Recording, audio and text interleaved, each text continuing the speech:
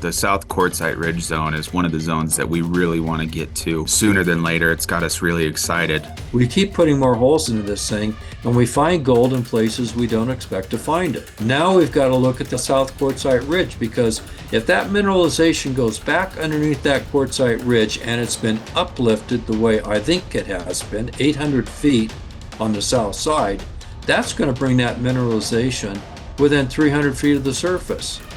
These intrusives come up, these lateral blowouts that we're starting to see along the unconformities and also on the contact of the quartzite. These could have been the driver for the Atlanta mine. Hole 41, that hole is a host rock. It's an intrusive host rock. It's extremely well consistently mineralized at a consistent high grade.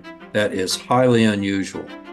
There aren't many deposits that have gold mineralization like this one has. HG41, it's important because it was our first hole that we tried to angle beneath the quartzite ridge. It was a -85 dipped hole, and the azimuth was 180, so just directly due south. And our goal was to try to start to push under that quartzite cap or that anticline of the SQRT, and we successfully got beneath it. And what we found is that the hole that went the furthest south, which is at 41, has the strongest grade. This is an important hole because it shows that the vector continues strongly to the south, and it's even more exciting that it's underneath that quartzite cap. The fact that that mineralization corresponds with that low resistivity zone in the CSAMT, which underlies that quartzite cap, also very, very important, because now we can use the CSAMT data to track that style of mineralization, not just along the ridge of Quartzite Ridge area, but in all these other areas around us, is so important because it opens the door for a much larger deposit.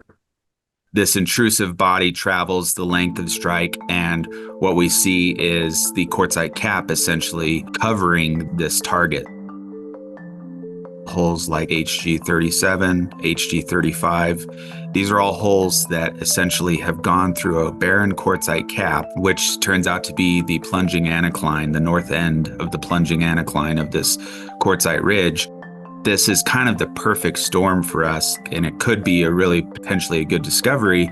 Now with hole 41, it's just telling us, well, we have to keep heading south. It looks to me like the West Atlanta Fault, which is the main fault in the Atlanta deposit, is going right down the axis of the Quartzite Ridge anticline. That's what it looks like to me.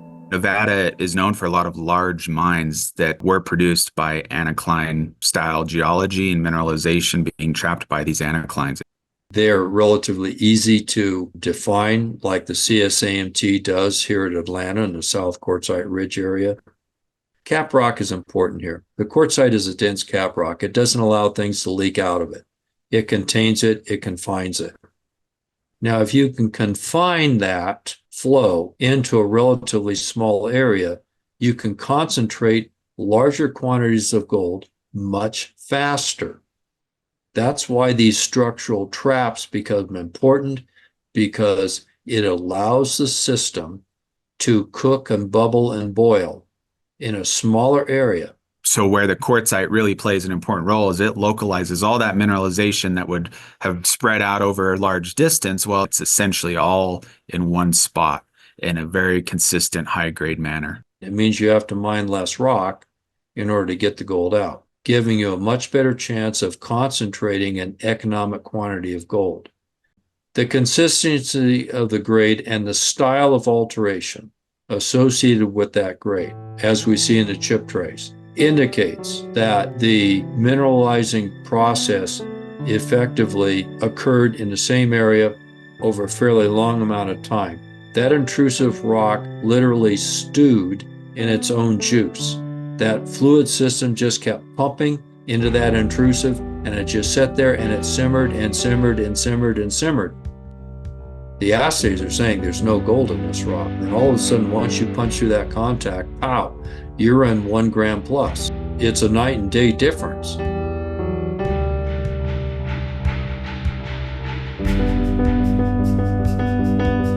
It's really quite exciting. I mean, we have an area that's 2.5 kilometers long by about 1 kilometer in width. Geologically, it shows that it has a heat source, it has potential strong plumbing, and it has essentially an impervious cap sitting on top of it that's going to act as a pooling mechanism for mineralization as it comes up to subsurface. The target is relatively low risk, in our opinion, given the results that we had at the south end of the pit. So to us, that's a viable target, and it's one that we need to test. We have a zone now that's 100 meters wide, which is across the apex of the anticline to track southward.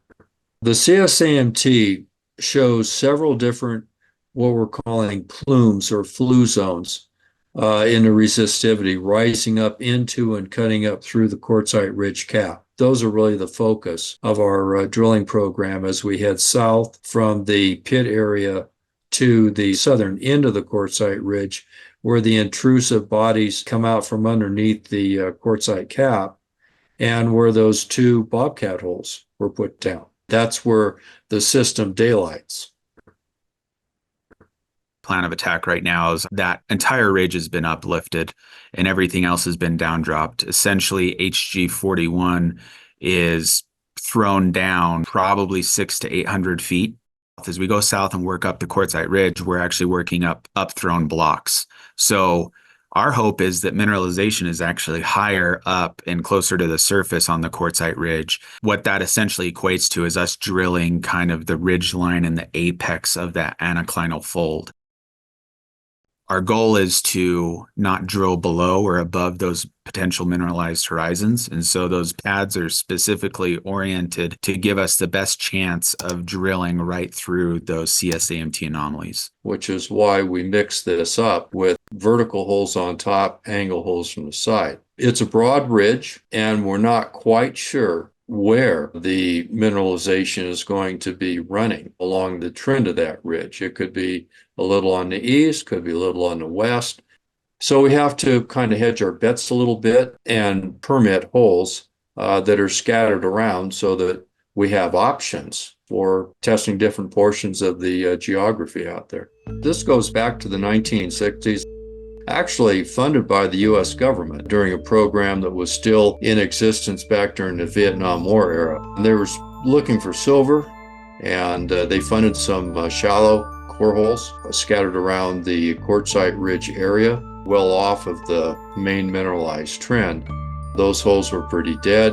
They all averaged something like 76 meters of depth, so none of them went deep enough. Because at the time, they were looking for shallow mineralization, shallow oxide, things that they were familiar with from when the mine was operational. But then there were 2 that were put right on top of the ridge itself on the south nose. And those showed low-grade gold scattered in the holes.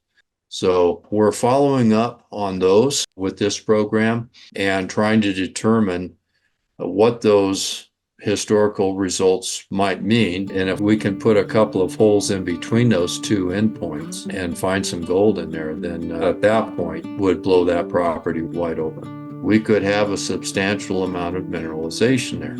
The one thing that you have to remember is that until you put a hole into something, you're not quite sure. When you get a 1-to-1 coincidence like we got in this last hole we released, then it's looking far better. Atlanta, for the most part, has a mix of replacement style mineralization, silica breccias. We do have intrusive mineralization, but it's usually kind of a combination of those things in a lot of our holes. What we're finding in HG41, and as we move south, it's turning purely intrusive. This is something that, begs the question, is there more of it?